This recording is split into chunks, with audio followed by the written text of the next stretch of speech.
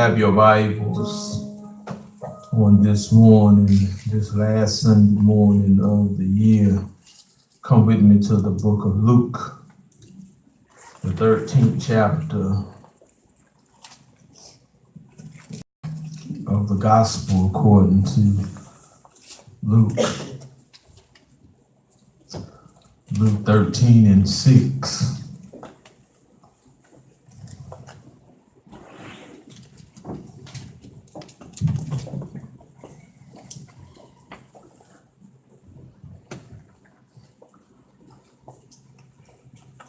The Sunday school teacher was teaching the children's class one Sunday, and in the process of teaching the class, she asked them, "How did you get to heaven?"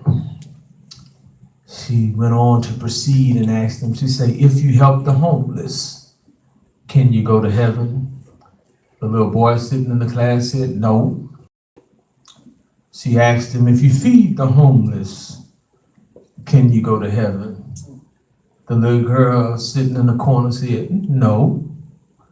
She asked another question. She said, "If you love your enemies, can you go to heaven?" The whole class looked and said, "No." They say, "Do you love your Sunday school teacher? Will it get to heaven?" Everybody looked and said, "No." She said, "Well, how do you get to heaven?" The little smart boy in the class looked, he said, "Well, you gotta be dead."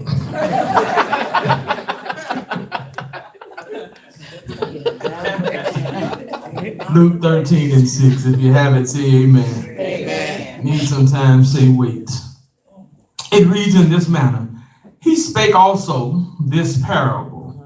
A certain man had a fig tree planted in his vineyard, and he came and sought fruit thereon, and found none. Then said he unto the dresser of his vineyard, "Behold, these 3 years I come seeking fruit on this fig tree, and find none. Cut it down. Why cometh it to the ground?" And he answering said unto him, "Lord, let it alone this year also, till I should dig about it," and dug it. "And if it bear fruit, well, and if not, then after that thou shalt cut it down." Look at your neighbor and tell your neighbor, "Neighbor, the preacher's going to talk about cut it down. Cut it down. Cut it down. Cut it down. Cut it down. Cut it down. Cut it down. Cut it down." Have you found yourself in the midst, ready to cut something down? Recently, my front yard went under heavy demolition or renovation, one would call it. And in the process of it, some of you all remember, because the tree branch fell and caused damage to the motor vehicle that was in the driveway, or that I was using as a step ladder. In the process of renovating the front yard, we wind up cutting down 5 trees. Not a pruning process, but cut down process. To the point where when we cut it down, we had to also go into the ground and make sure that they grinded up the roots so that the tree would not grow back. Not because the tree wasn't doing any good, but the tree was serving us no more purpose. And being up now, it was causing more bad than it was actually causing good. I wish I had some help right through there. There comes a time when you're going to have to cut some things down in life because it causes more bad than it does good. Oh, can I walk right through here? I know it's the end of the year, so let me go ahead and help you. When you get ready to go into 2019, you ought not want to go in with all the same baggage from 2018. Some things you got to get rid of. You got to cut it down. Get it out your way so that it can be used for other purposes. All right. See, there's some things that we're holding on to and it's not doing us no good at all. It's some people that carries around baggage that we would call jealousy, that we would call envy, or we would call bitterness, or we would call hatred. And when you're carrying them things around, it affects you, and you can't do nothing about it, and it becomes no useful because you can't produce fruit from it. And God says, cut it down. I wish I had some time. Y'all gonna help me this morning, huh? So as you get ready to go into the new year, as you get ready to move forward in life and you're making New Year's resolutions, you got to find a way to take the time to cut some things down. Some of us got to cut down our Coca-Cola intake.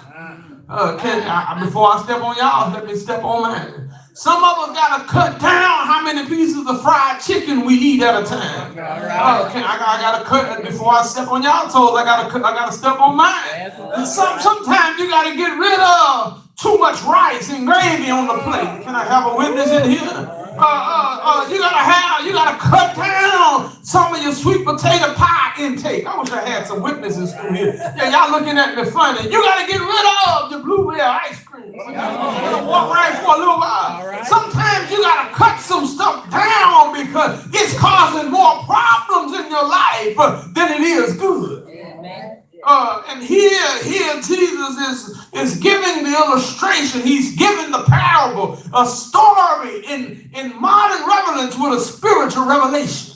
He's giving it to them so that they can understand that we have some stuff that needs to get rid. We need to get rid of and get it out of our lives. Yeah. The truth of the matter is, a lot of people don't want to cut nothing down. Because they say, I've been having it all these years, so I might as well keep it and go on and die with it. I wish I had some help right there. Some people are stubborn enough to say, I've been doing it for 50 years now. And if it ain't killed me yet, I wish I had some time. Y'all looking at me funny. And if it ain't killed me yet, why is it going to kill me now? It'll probably do more damage if I stop it than if I keep on going. I know y'all want to hear that. But there is the problem, because even this mentality functions in the sporting industry. In football, in basketball, there's a process of the game called halftime. Halftime is where it's an extended break where the teams go and break off into the locker room and change their game plan as to how they're going to approach the second half of the game. Can I have some witnesses right here? Now you're at halftime, and you got to figure out how are you going to approach your game plan for 2019. Because if it did not work in 2018, can I have some witnesses? Don't look at me funny. If it didn't work in 2018, it's not going to work in 2019. All right. And you got to figure out what can you do differently to make sure that it's producing fruit. All right. If bitterness ain't get you where you wanted to go in 2018, don't carry it with you into 2019. Because if it didn't work then, can I have some time? It ain't going to work now. Y'all going to help me? Because everybody wants to carry something. But I need to ask you the question, are you carrying anything that's good with you? All right. Here, this parable, Jesus is talking to his disciples. He's talking and he gives them a parable so that they can understand it as they get ready. He gives them a parable. He says, a certain man. And in the midst of this parable is about the children of Israel. Is talking about God, the owner. Jesus is the gardener, and the children of Israel is the fig tree. But he's talking, he says, there's a certain man that had a fig tree planted in his vineyard. Meaning God took Israel and placed them in the middle of the world. And in the middle of the world, they could not produce. They did not have nothing fruitful coming out of them. And God looked at them and told his son, Jesus, who is the vineyard, they needed to be cut down. I wish I had time right there. See, you don't miss your shouting point. All right. Because the vineyard, Jesus steps in between you and God and say, God, give another year. All right. He said, Lord, don't cut the tree down yet. Give me one more year to produce some fruit. That's a shouting point right there for those of you who are stubborn and don't want to shout this morning, because God has stepped in between. Jesus has stepped in between you and God and said, give them another opportunity. Give them another year. Even though they don't have it right this year, give them another opportunity. Give them another chance so that they can produce some fruit. I know they ain't did nothing but raise hell all year long, but Lord, give them. Oh, yeah. All right. All right. Give them another chance. I know all they did was made enemies, but give them another chance.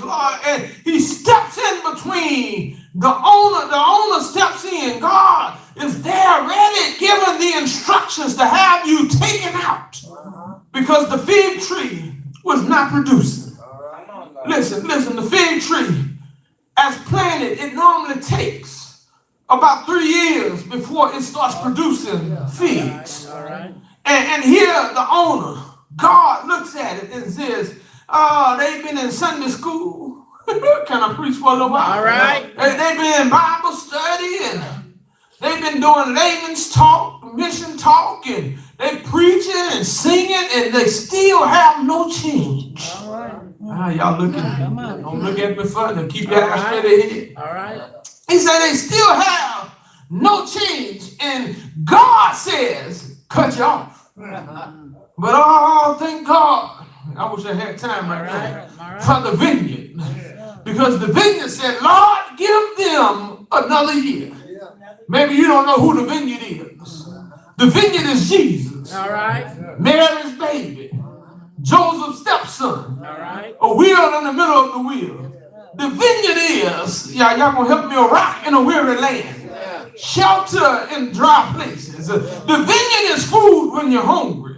Water when you're thirsty. Anybody know who this vineyard is? Anybody know anything about the vineyard? Because the vineyard, the one that's sitting there steps in and takes control and says, God, give them another opportunity.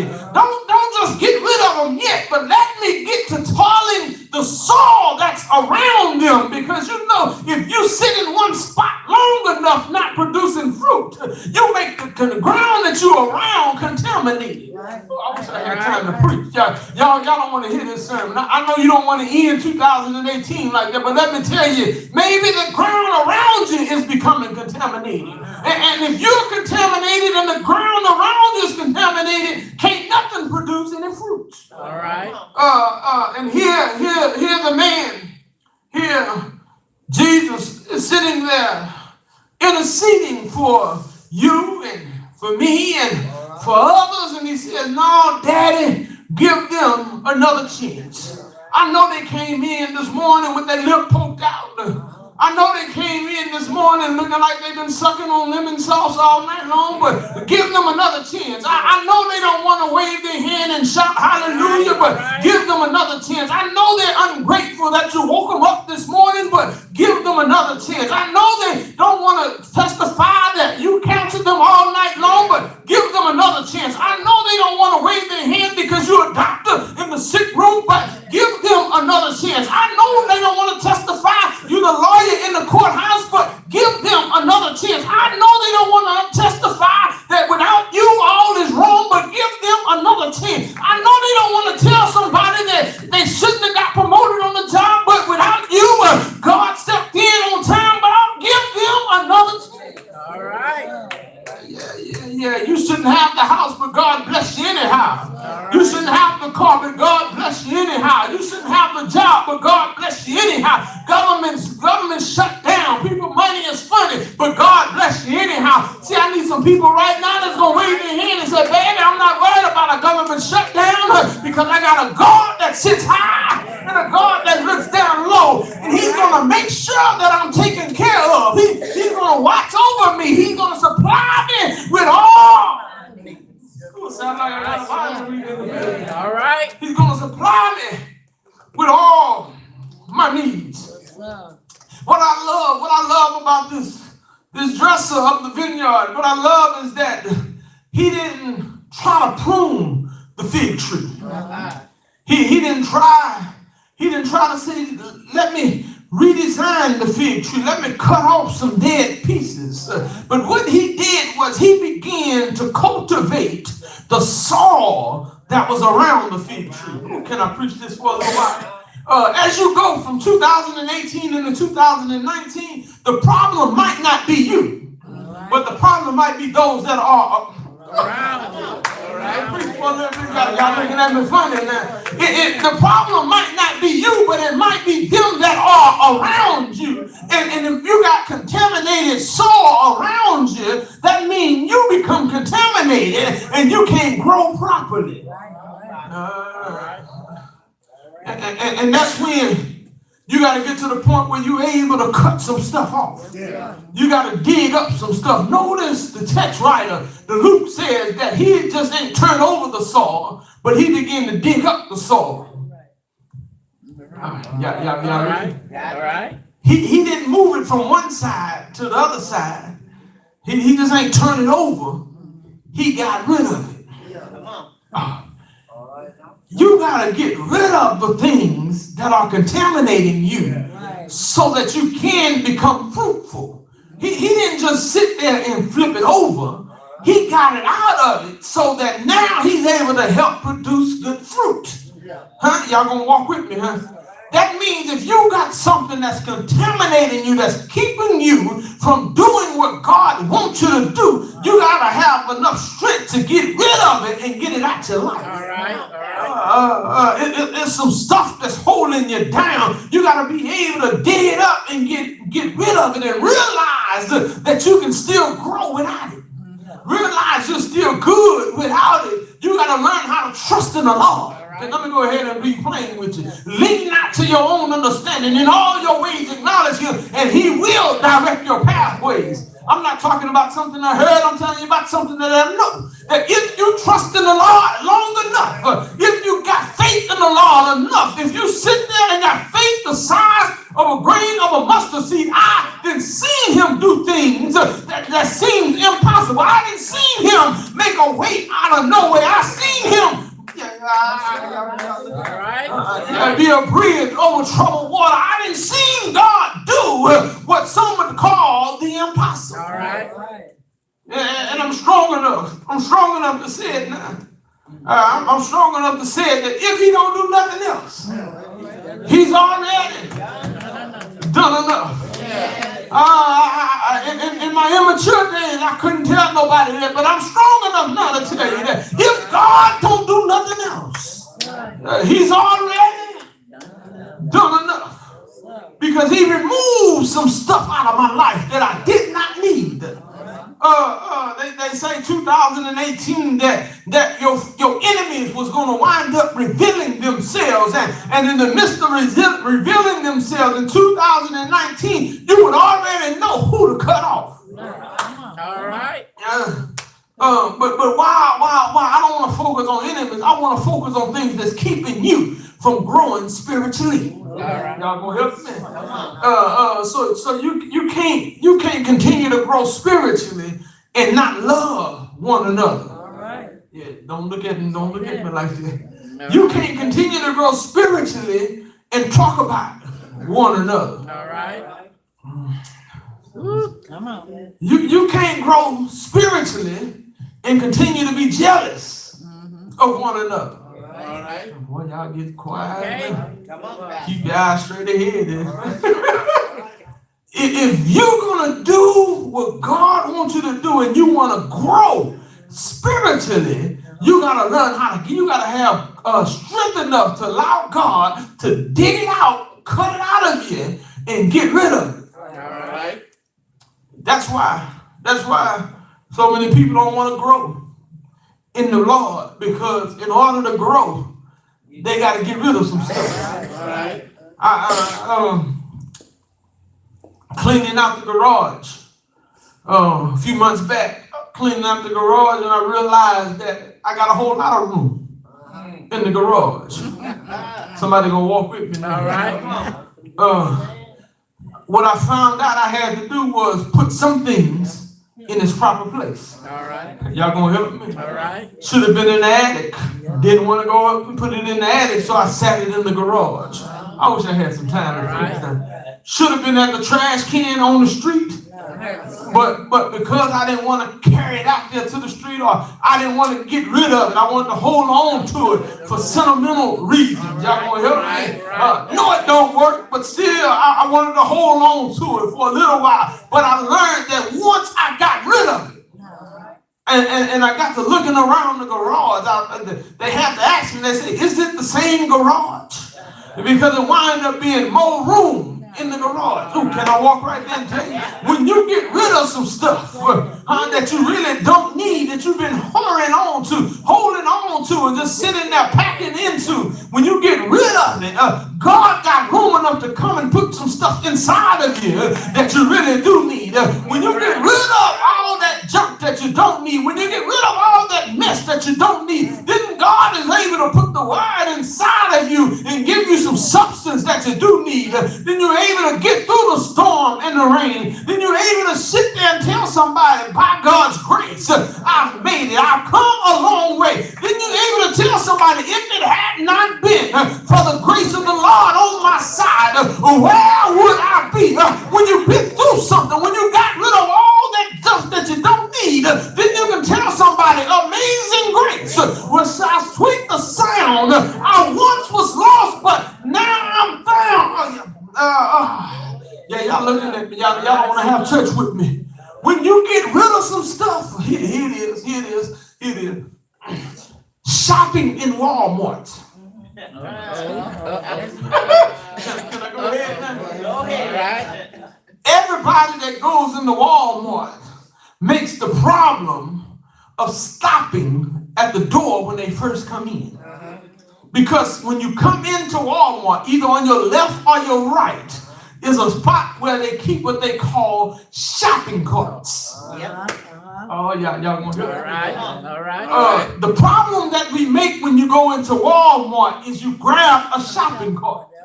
In grabbing a shopping cart, it enables you to get more than what your hands can carry. Y'all gonna hear it for a little while? And you wind up having more stuff in your basket that you really didn't go in the store that you needed. Y'all gonna help me? You didn't go in to get it, but you wind up getting it. Why? Because your hands was free, but you had a basket. Ooh, come on and walk with me for a little while. When you show up to church and you don't have a basket, but you got your hands, you can only get so much in your little hands that you can't get in and have a good time with the Lord. But I need about 5 or 6 of you that say, Pastor, I'm going to get a basket next time I come into the house of the Lord, because I need a little bit of love, I need a little bit of joy, I need a little bit of peace, I need a little bit of understanding, I need a little bit of everything. And I'm going to stop and pick up my basket so I can get more than what my hands can hold. And in the midst of it, I'm going to go ahead. A little while. Because if I can't say a mumbling word, I'm strong enough to just wave. All right. My hands, because God has been good to me. Have I got a witness in the building that knows God has really been good? And if he's really been good to you, you can testify. You can wave your hand. You don't have no problem sitting in church and telling somebody, for God I live, and for God I die. You don't have a problem in church telling somebody, if it had not been for the Lord who was on my side, tell me where would I be? Have I got a witness?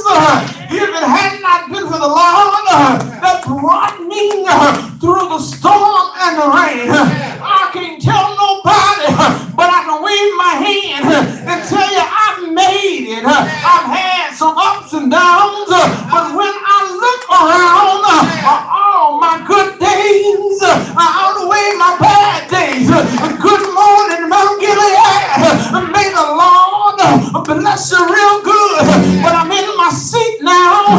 When I goes in, Father, I stretch my hands to thee. No other help that I know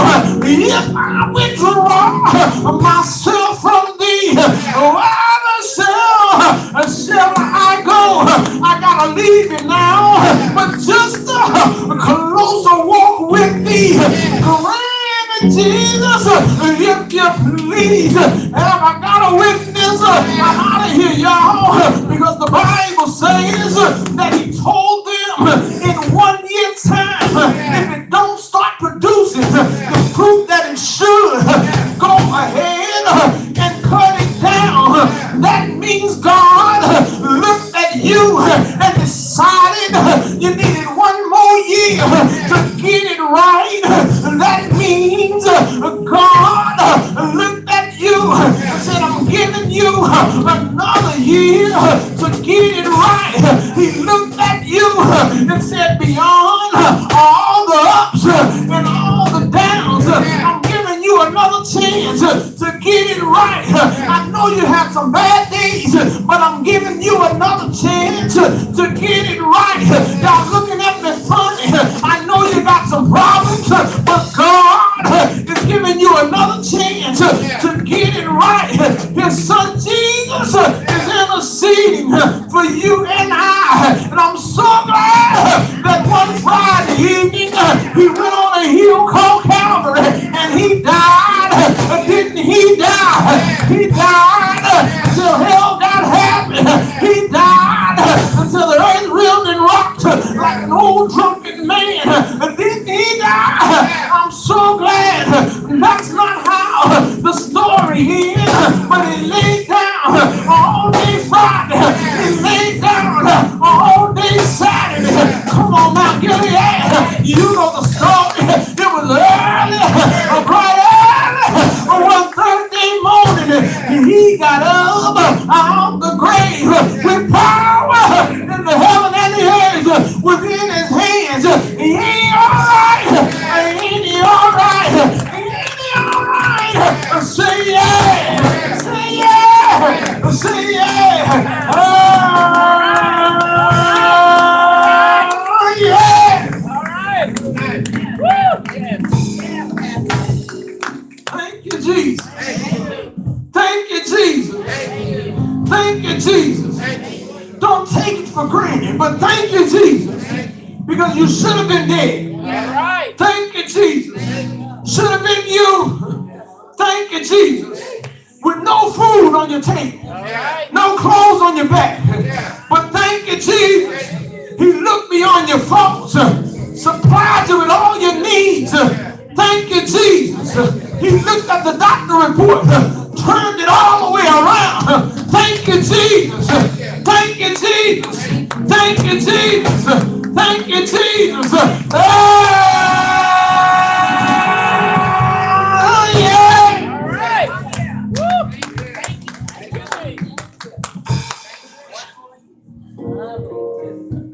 One more chance. He steps in. Say, don't get him up yet. Don't get rid of him yet. I can still do something with him.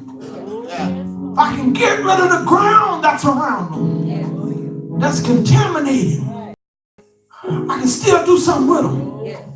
Don't get rid of him. No, Daddy. He stepped in. They not bad yet. I know they haven't produced enough fruit. But hang on. Daddy, don't get rid of it yet. Hang on.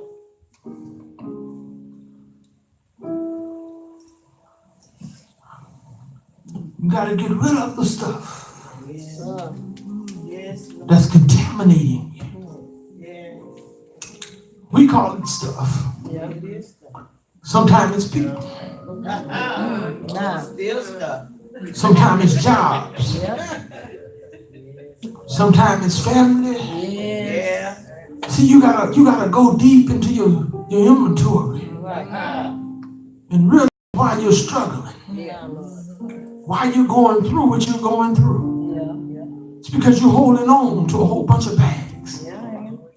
You got more wrong stuff in your bag. Come on, doors of the church are open. And when you get rid of the things that you don't need, God